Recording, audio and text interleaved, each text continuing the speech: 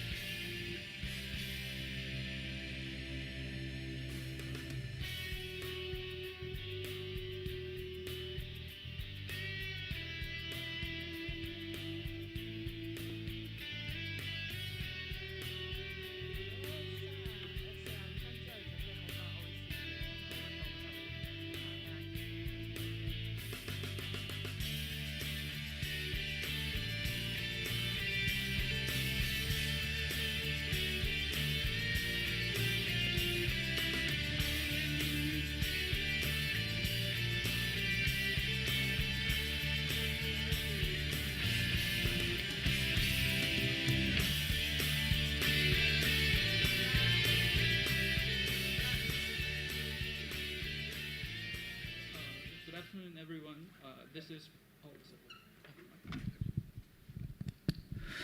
Good afternoon, everyone. This is Park Sejun, and I'm a lecturer from Hong Kong Space. What I'm going to talk about today is collectivism in Korean society.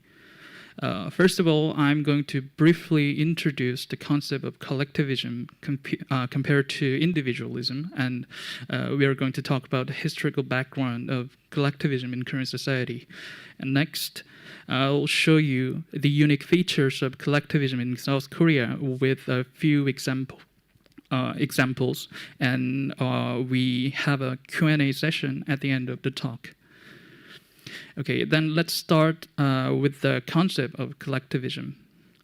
I guess some of you have been to Korea for trouble or watched Korean dramas or read newspaper articles about South Korea. Have you noticed Korean people on the street wear similar clothes or the same style of makeup? Or you might have heard the unity of Korean people, such as street supporting for national sports events and peaceful demonstrations. Lastly, if you're learning Korean right now, you might feel curious why Koreans say our mother, 우리 엄마 in Korean, or our house, or our husband, 우리 남편 and 우리 집, when referring to my mother, my house, or my husband. So I can say the individualism in Korean society is weaker than in other countries, whereas a strong sense of community, collectivism, is a dominant culture in Korean society. Then let's explore collectivism and individualism in detail. I just summarized some theories of scholars from the book. I hope this would help you understand the difference between collectivism and individualism. Firstly, in the collectivist society, individuals are integrated in strong, cohesive collectives, whereas individualism, in the individualist society, individuals are loosely linked and view themselves as an independent of collectives. And in collectivist society, individuals are unquestionably loyal to the groups to which they belong, and they have interdependent self-constructs defined mostly by their social relationship with the members of the group to which they belong. On the contrary, individualist society, individuals have independent, not interdependent. So independence, self-consciousness by distinctive sets of internal attributes, qualities, and processes. And in collectivist society, individuals are primarily motivated by the needs or norms or duties imposed by the collectives to which they belong, and they are willing to give priority to the goals of these collectives, which means groups or subgroups, communities, over their personal goals. And they emphasize their connectedness to the members, and they participate in and identify with the group in carrying on its shared way of life, and they accept hierarchical treatment of people and resources, and they merge themselves with their in-groups. But in the individualist society, people want to be unique and special.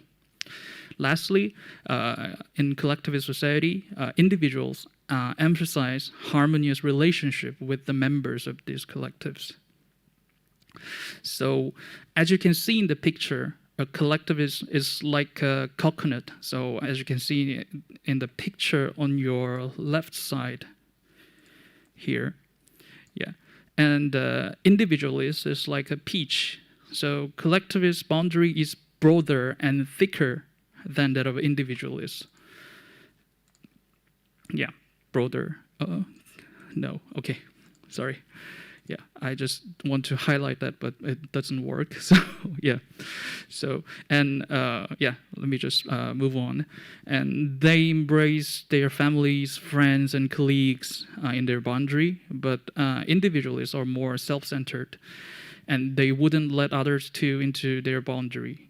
So collectivists regard people near them as a part of themselves, and they're pretty soft inside, pretty soft inside the boundary. But individualists seem to be soft and gentle to others on the surface, but actually there is a hard ego inside them. So it's like a peach and coconut. Okay, on the next slide, you can see the individualism index of the countries in the world. So in the scores, Western countries like the US, United Kingdom, and Netherlands got high scores, whereas East Asian countries such as South Korea, China, and Hong Kong, of course, and Vietnam got low scores. So among these East Asian countries, Korea was one of the countries that is on the they're on the opposite side of individualism. So from now on, I'm going to tell you why Korean society has become a collectivist society. So we'll just look upon the historical background of Korea. Okay, so before we look at this, the historical background of collectivism, I'll introduce a very interesting theory about the relevance between the people's lifestyle and its social characteristics. Ever since human beings ended hunting and wandering around for collecting food and settled down in one place, they have developed different way of skills, and I can roughly divide them into ranching and farming. And what do you think is the difference between this ranching and farming? Yeah. So. Yes, farming needs a lot more labor force than ranching. And secondly, there are two major crops that people eat in the world. So they are wheat and rice. And do you see the difference between wheat farming and rice farming? Yes, rice farming actually needs a lot more water, as you can see in the picture, and it needs more labor force than wheat farming. So, let me tell you one more thing. So the productivity of rice is actually 1.7 times bigger than that of wheat, but it needs a lot of water and elaborate irrigation systems for maintaining rice paddy. That's why it needs more labor force and cooperation for the farming, and sometimes it might be a whole big family or a whole village. But wheat farming does not require that much water and labor force. To conclude, communities that grow and eat rice become more interdependent, while those that grow and eat wheat become more independent. So that is called the rice culture theory. So rice in the rice farming culture, actually people tend to be more collectivist, and the wheat farming culture, individuals tend to become more independent and individual. Then let's turn our eyes to Korea. So the Korean Peninsula is one of the earliest regions where rice farming was started, and in 1998, the oldest known example of rice seed in the world was found in a small town called Sorori in Chungcheong, in the middle of Korean Peninsula. And we do not know this rice seed was cultivated, was planted by people or a wild one, but at least we can see that people who lived in the Korean Peninsula, at least like 12,000 years ago, they were eating rice. Since then, Korean people have been growing rice, and we can find good examples of ancient collective rice farming method, such as jure and pumashi in Korean. So jure means a collective laboring organization in small villages, and pumashi means literally means exchange of labor. So the people who have lived in Korean Peninsula, maybe at least 6,000 or 7,000 years ago, they already have this kind of organization, and they just cooperate each other.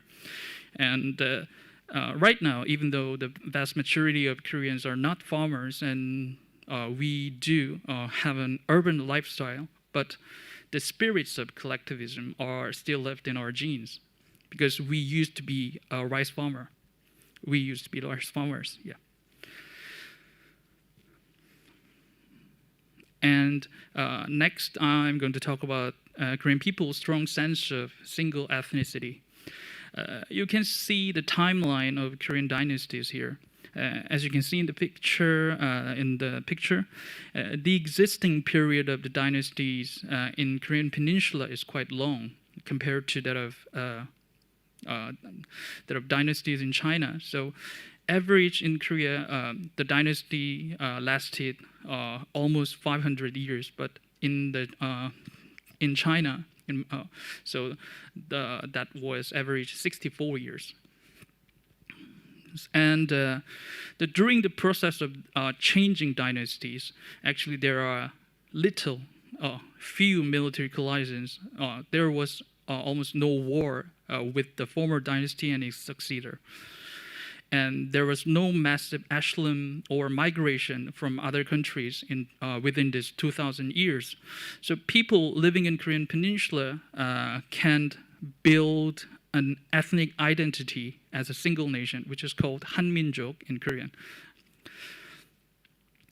And dynasties in the Korean Peninsula were sometimes invaded by the foreign forces, such as Khitan, Liao Dynasty, or Mongolia, Manchuria, and Japan as well. This kind of invasions was not like the unification wars in China or Japan, because during the unification war, the fighting force would not attack or kill the ordinary citizens, but foreign forces which invaded Korea not only killed soldiers, but also killed or kidnapped lots of civilians. That's why civilians had to fight against foreign invasion for survival, which has strengthened Korean people's community spirit and ethnic identity. To summarize, Korean people had to unify for survival, and the community, which is called 우리 in Korean language, was like a wall to protect them. In other words, individuals identify themselves as a member of a group for their own sake. So, as you can see in the picture, join or die. Yeah, that's what we have faced, during the history. So in the collectivist cultures, it is better to join as many groups as possible to broaden your boundaries, and it is crucial to maintain a good relationship with other members. For this, people internalize the rules and social norms to identify themselves with the group and other group members. And each individual has a role in a group or a community. For example, this man has a role as a husband in the family, as a father in the family, and as a member of society, or as an assistant manager or a manager in a company. So this kind of role is another way to define their existence as a human being. Okay, then let's take a look at the features of collectivism in South Korean society. First of all, we can see the influence of collectivism in the Korean language. Since the individual self is a member of a certain community, Koreans use we or us, 우리 or 저희, as a pronoun which refers to I or me. So, for example, it's just like this. So, actually we just see ourselves. I just see myself as a member of a family, or as a member of a school, or as a member of a nation. So since the family is the most basic community, basic group that an individual can have, so we use 우리 instead of 내, which means I or my, when we mention our family. So it should not be 내 엄마 or 내 남편. We always say 우리 엄마, which means our mom. If I directly translate it into English, then 우리 엄마 is our mom. 우리 엄마 means our mom, but actually that means my mom in Korean. And of course the family as well. So we don't say 내 가족. We always say 우리 가족 or 우리 학교, which means our school, and 우리나라, our nation, my country.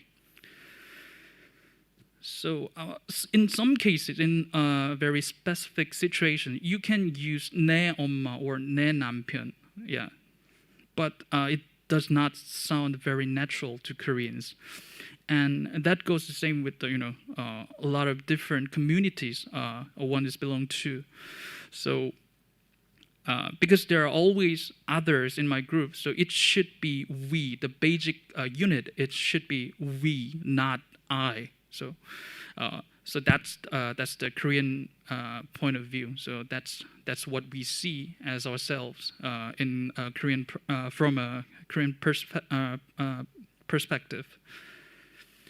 So it should be like this, yeah. And through this process, we are just seeking for homogeneity. And secondly, Koreans don't call others by their name, actually. Instead, they like to call others by the title or the name of the relationship with them. For example, a married couple can call each other 여보 or 자기, which means honey in English. But once they have a child, they start to call each other a child's father or a child's mother. So if a baby's name, if the name of a baby is Yuna, then they start to call each other Yuna 아빠 or Yuna 엄마, which means Yuna's dad or Yuna's mom.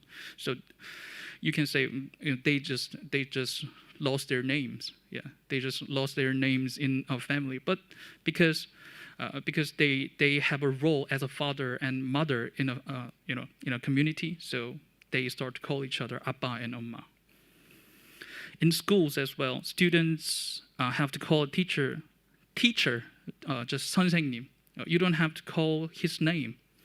And actually that is regarded as very rude to directly call teacher's name or say you to the teachers. So if you want to specify him, then you can use his or her surname. So maybe say teacher Kim 선생님, or teacher Lee, 이 선생님, like that. In companies as well, it is common to call others by the surname plus title. So if a manager called an assistant manager, then he would say 이 대리, just like that. The assistant manager Lee, like that. And the subordinates call their bosses, then we just put 님. 님 is an honorific, so you can say 김 부장님, yeah, manager Kim. Yeah, and the last feature that can be found in the language part is the expansion of using kinship terms. Do you know how a woman calls her elder siblings or aunt? Yeah, so we say 언니, we call 언니 for elder sister, and 오빠 for elder brother, and 이모 for aunt. And you can use these words to others, such as friends who are older than you, or so they just become your 언니 or oppa in a family, just like a family. And female clerk, maybe you can call her 언니 as well. And middle-aged waitress, then you can call her 이모. Yeah. So I guess you guys all know that in Korean culture, only the person who is the same age as me can be friends, and that's true. So if you're close acquaintances are older than you, no matter how close you are with them, they are your 언니's and oppas. You can never be friends. Of course, you can say some informal form, which is called 반말 in Korean, informal form, but you still have to call them 언니 or call them blah blah 언니, name 언니 or name oppa. And when you want to say something to a clerk or a waitress, so if you call them 언니 or 이모 using this kind of family terms, family words, then the listener, the clerk and waitress, would feel more comfortable, and they might think that you are a very kind person. So this kind of kinship terms actually are used outside the family, and that's because we just want to break the boundary between me and them. Actually, they're not in my boundary, but I just call them by using a family term, and that makes them feel much closer than strangers. And let's just move on to the next part. So the first one is so we just finished the language part, and the second one is about a standard that Koreans have in our society. So in Korean society, there are certain standards in every field. So those are usually the average of people, average of the community members. And people are afraid of falling behind the social norms. So if you are below the average, below the standards, then you have to work extra hard to reach the average, because you have to be same with the others. And sometimes this lack turned into a motivation to the development and seeking for excellence. So the Korean government and people always have emphasized the global standard, and that's why we just reached had economic development, and we just keep working hard in the 20th century. And another example is the national campaign, which is called 새마을 운동. That's the modernization campaign in the rural area. The slogan of this movement is quite interesting. So there was a song which is called 잘 살아보세요, rich life. Yeah, have a rich life. And actually, in the lyrics, it is said that 우리도 한번 잘 살아보세요, which means let us live a rich life like others. Yeah. So we always compare. We always watching. We are always watching other people, and we are always finding where is the average, or what is the criteria. So in many cases, Korean people rather follow the social trend than expressing their own personality. So wherever it goes well with them or not, they would follow the trend. So that means that if everybody has it, I should have it too. So lots of Koreans think that way, because that's the average. That's what other peoples do. So following trends actually make people feel that they are in fashion. They are just following the trend, and they don't fall behind. So that just that makes them feel much safer than expressing their own personality. And the next one is there are too many things to consider. So I just brought this picture from the Greek mythology. So that is called the Procrustean bed. So the person, Procrustes, had an iron bed on which he compelled his victims to lie. So if a victim is shorter than the bed, then he stretched him by hammering or racking the body to fit. And if the victim was longer than the bed, as you can see in the picture, then he cut off the legs to make the body fit the bed length. So that's quite cruel, yeah. In either event, the victim would be dead. Yeah. So in Korean society, many people also have to embrace the norms and standards and give up their individuality or personality to become a member of a community. And so there are a very unique culture which is called nunchi and ojirap. So I'm going to go nunchi first. So in Korean society, you always have to be sensitive to other people's feelings, especially your senior when you are working. Yeah. So that is called nunchi in Korean. And if you have this, then you might hear from others that you are very kind and considerate. People with no nunchi, no sense of this consideration, do things. So people with this nunchi do things in advance, and they would not hurt others' feelings or atmosphere by directly rejecting requests or showing their temper. But even I'm Korean. I'm from Korea, and I just grew up in the Korean society for more than 20 years, almost 30 years. But even I think that nunchi is sometimes very ambiguous because it's not spoken. It's not officially, publicly spoken. So sometimes nobody teaches you how you should do in some situation. For example, that's the etiquette of sitting, in a car. So if you have a boss here in a yellow color, so the back seat is just for the boss, the people in a highest position, or you should give them a best seats you can provide, and others you should think of where you sit, on the car as well. So riding a car also needs this kind of etiquette, and of course we have tons of millions of different etiquettes in different situations. And another concept is ojirap in Korean, which means nosing into someone's business. Just they care too much about others' business.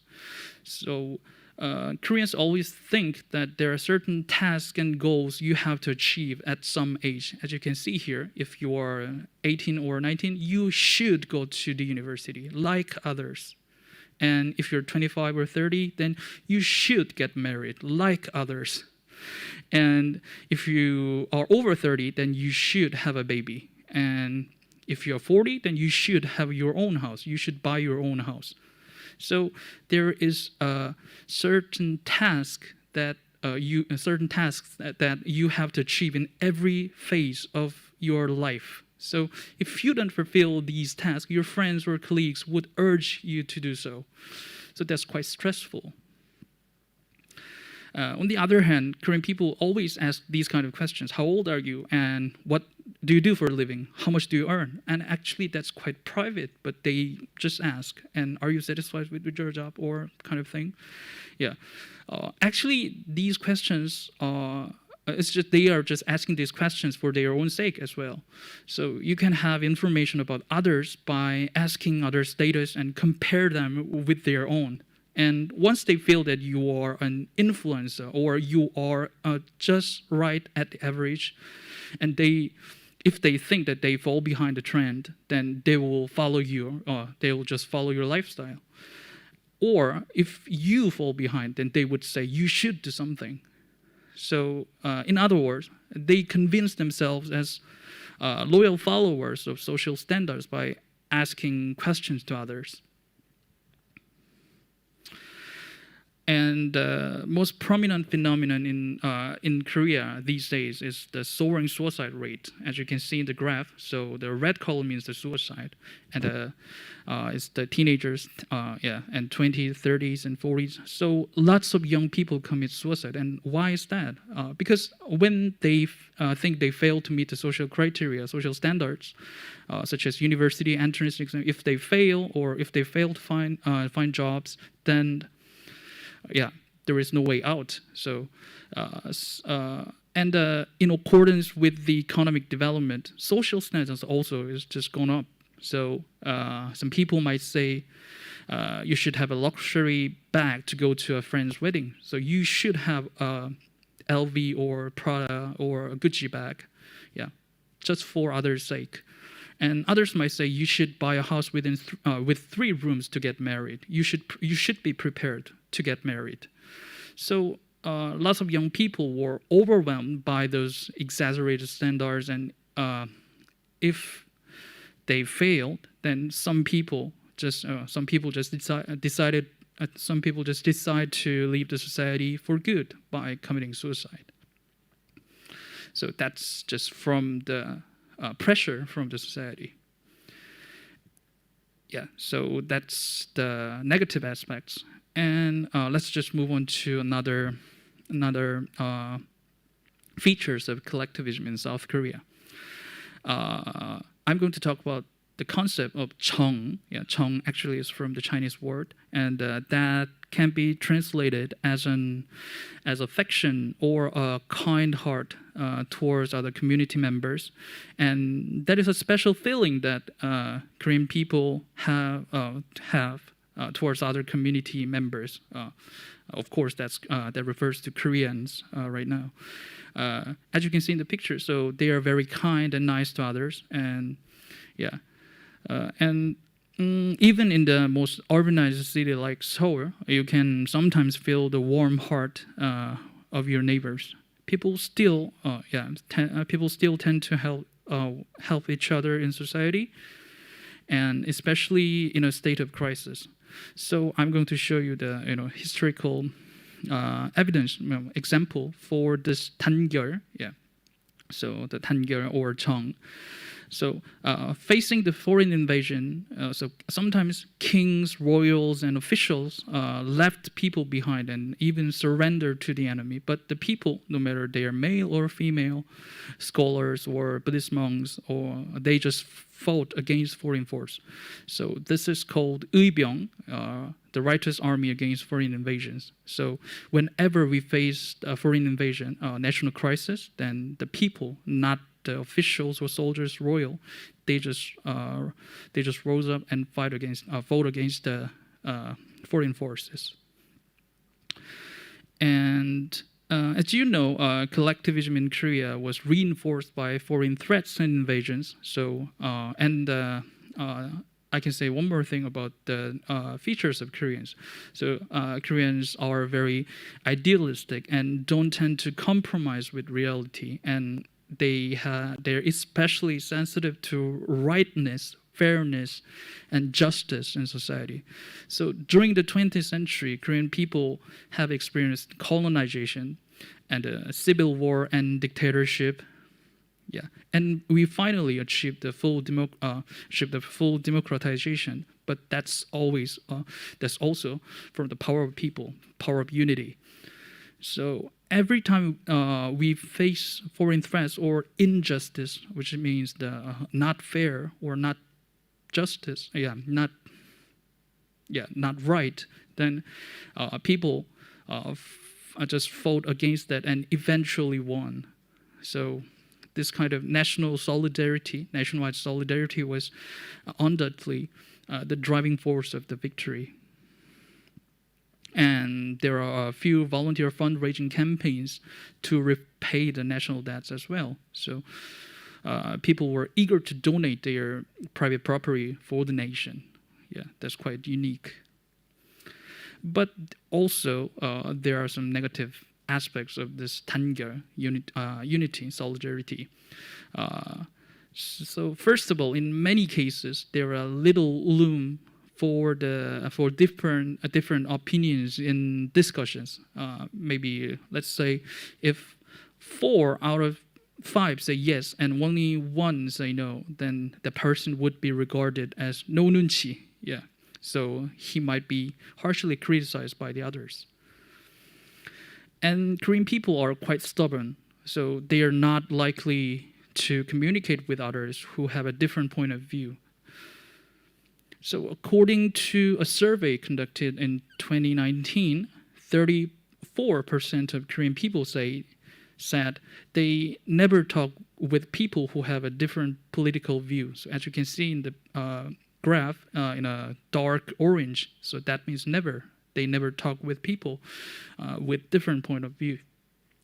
So that's just 3 times bigger than the world average. So the world average is 10%, but in Korea, that's 34%.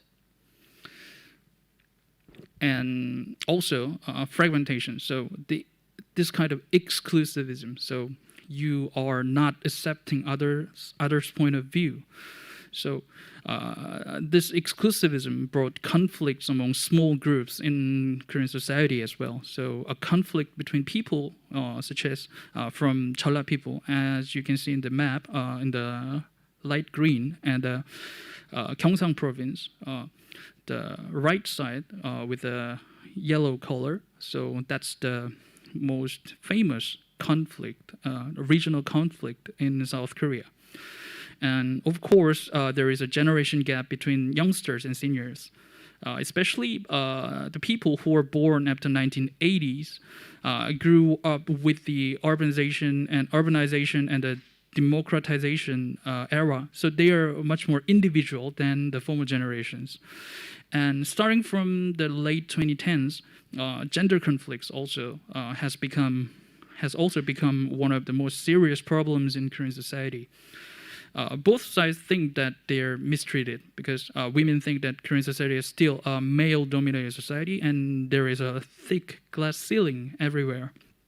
On the other hand, men are not satisfied with the fact that there is no proper reward for their sacrifice for military service. Actually, that's almost 2 years, and they don't pay much. So this kind of conflict is just getting worse and worse. Yeah. And just let's just move on to the conclusion. So, in conclusion, I can say. I can just show you the characteristics of Korean people within the very interesting cartoon. I will just show you a funny cartoon that describes Korean people, what Korean people are. So the first, so they're fighting each other. So why are you looking at me? How old are you? Hurry up, you're being so rude. And whoops, something happened. And suddenly, they just help each other. And they fight again. Why are you looking at me? Yeah.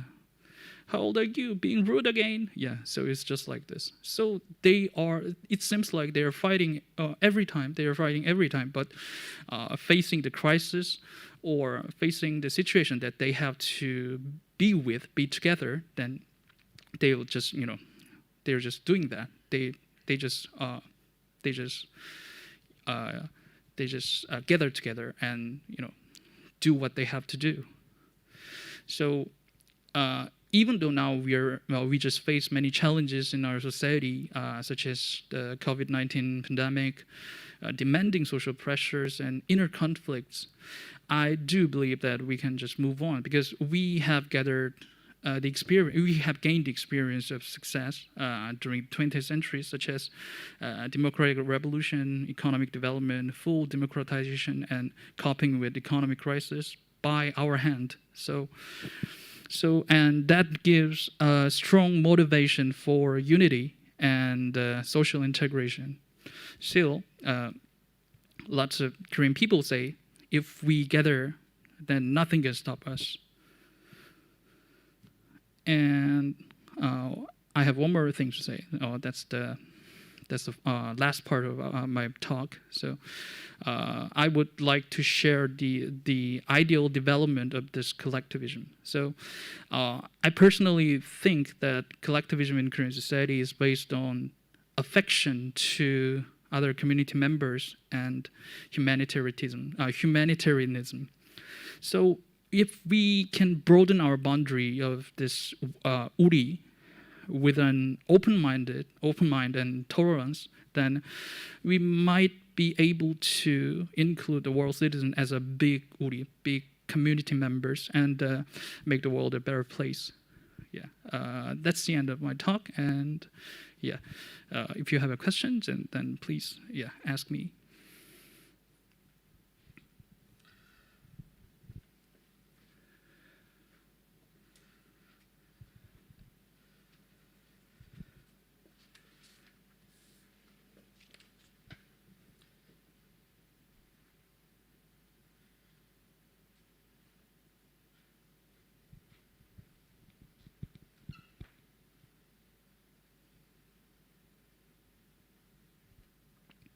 Mm.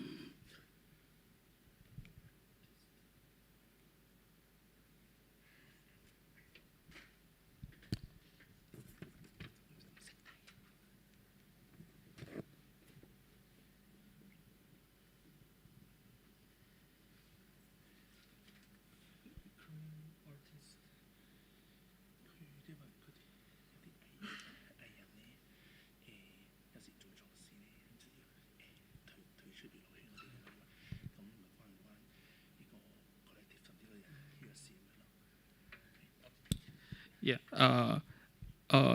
This question is about artists who made mistakes or did some bad things, and sometimes they were just kicked out from the either group, or they just end their career as an artist, as a singer, or actor. Yeah, actor or actress. Yeah, that's also part of a collective. I can say that's also a part of, collective. As I can say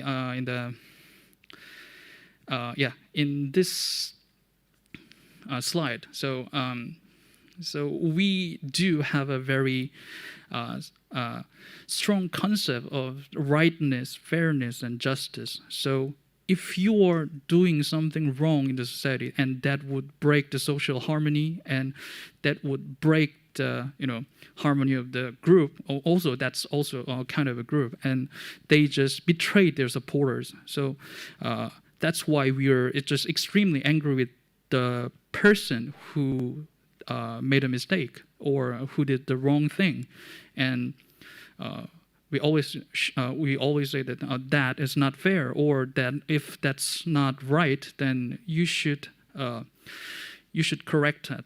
You should correct that by doing things. So just kicking out the members might be one way to punish him or her. Yeah, and that's also lots of people think that way in Korean society. So if you have a job that such as actor or actress or idol, the boy band or boy bands or girl bands, so you are in front of people and you should be the role model for others. So you should do the right thing. Yeah.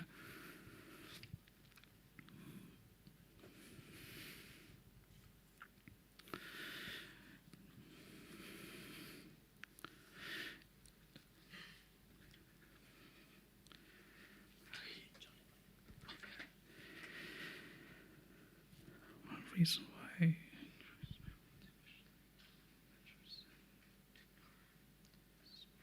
coronavirus. Okay, then I'm gonna answer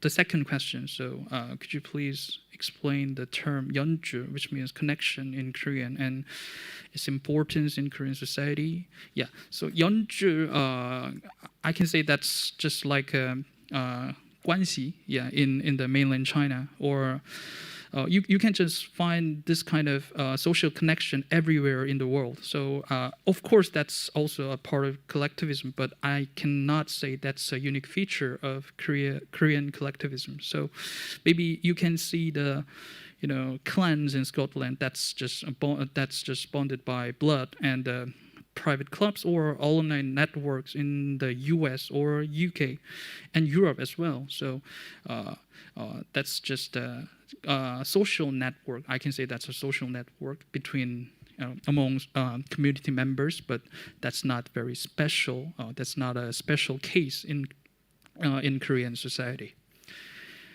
And yeah. The next question is about coronavirus spread. So the collectivist culture of Korea is one of the reasons why Korea has been able to efficiently implement measures to curb the spread of the coronavirus. Yes, yeah, we do. Yeah. So facing the crisis,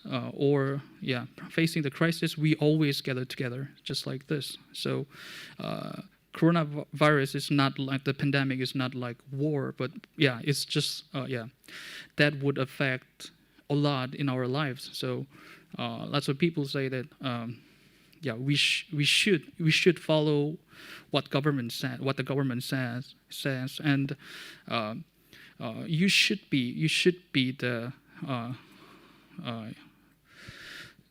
you should be the one who obeys the instruction. You should be the one who obey the instruction of the authorities, and the experts. So, and of course, that's all also just related to the misbehavior of the idols. So, if you do something bad, if you harm this atmosphere, then you might be criticized by the others as well. So and that's also closely linked with the concept of 눈치. So you should always care about others.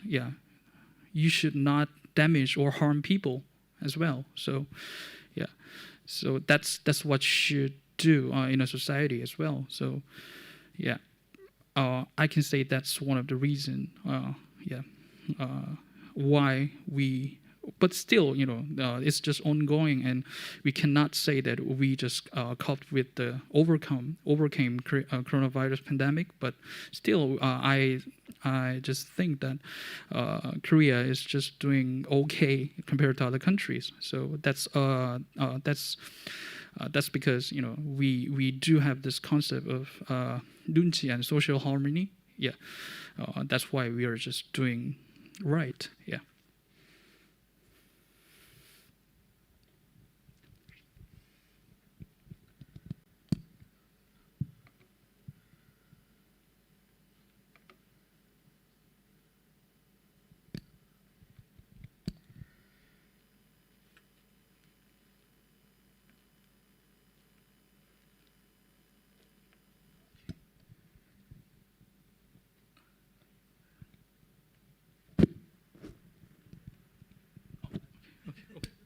Okay, if you don't have any more questions, then I'm going to end the talk right now. So thank you for having me today, and hope you have a nice weekend. Thank you very much. 감사합니다.